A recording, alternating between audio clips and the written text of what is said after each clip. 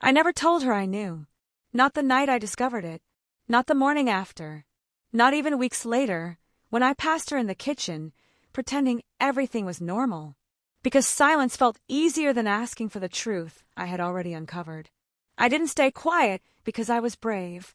I stayed silent because I was shattered in a way that made no noise. And I truly believed she had moved on.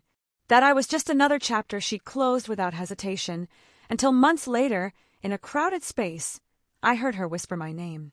That's when I realized, not every goodbye stays buried. The message that shattered everything wasn't dramatic. It was a careless little notification that lit up her phone. I didn't mean to read it, but I did. Last night shouldn't have happened, but I can't stop thinking about you. It was from someone I didn't know. Someone who clearly knew her more intimately than I ever imagined anyone did, especially while she was still with me.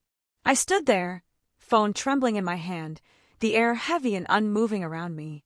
Still, I didn't confront her. Why? Because deep down I already knew. The late nights, the growing distance, the soft lies wrapped in sweet smiles. It wasn't just infidelity. It was emotional abandonment. I had already lost her long before that message ever arrived. So I stayed quiet. I packed away my heart and sealed it behind every smile I gave her after that. And when she finally left a few weeks later, I didn't stop her. She said she needed time to figure herself out. I nodded, not because I agreed, but because I no longer had the strength to ask someone to love me back. She walked out the door with barely a tear.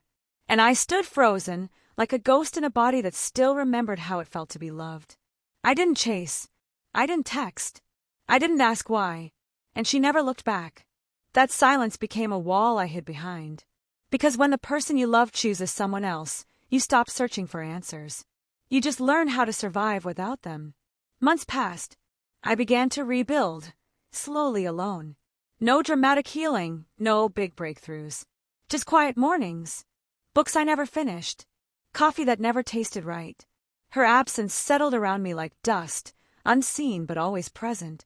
And still, she never reached out. So I assumed she had forgotten me.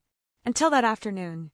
It was a local street festival, busy, loud, chaotic. I was there with a friend, half listening to the music, half lost in thought. And then I heard it. My name. Soft. Almost a whisper. But I heard it. Because when someone you once loved speaks your name, your soul remembers.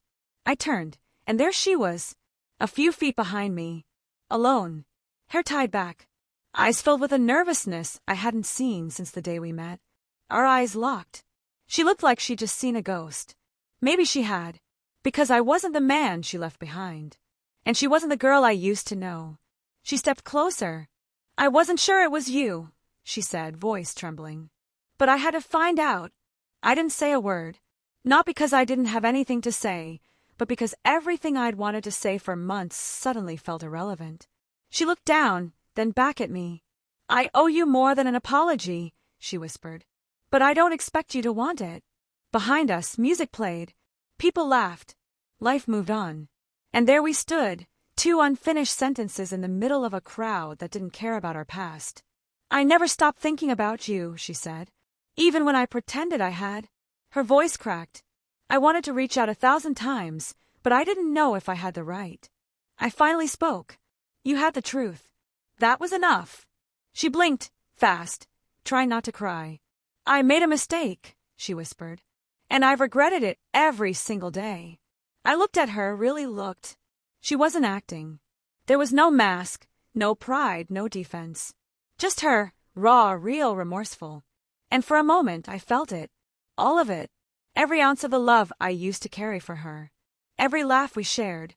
Every night spent dreaming of forever. But I also remember the silence.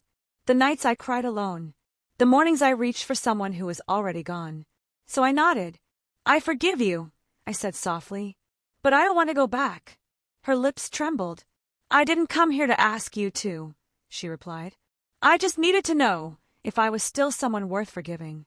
And in that moment, I realized I had healed, because forgiveness didn't mean forgetting. It meant letting go of the weight she left behind. She stepped back, wiped her eyes, and just before turning to leave, she offered a small, sad, honest smile. "Thank you," she said, then disappeared into the crowd. No hugs. No promises. No second chances. Just peace. The kind I'd been searching for all along. To anyone who's ever been betrayed in silence, you don't need to shout to be heard. You don't have to fight to be seen. Sometimes, the quietest healing comes from walking away with your dignity intact and staying silent until the storm passes. And if one day they whisper your name, don't let the past pull you back. Let it remind you how far you've come. If this felt familiar, you're not alone, and your peace will always be more valuable than their apology. Because sometimes the bravest thing you'll ever do is let go without saying a word.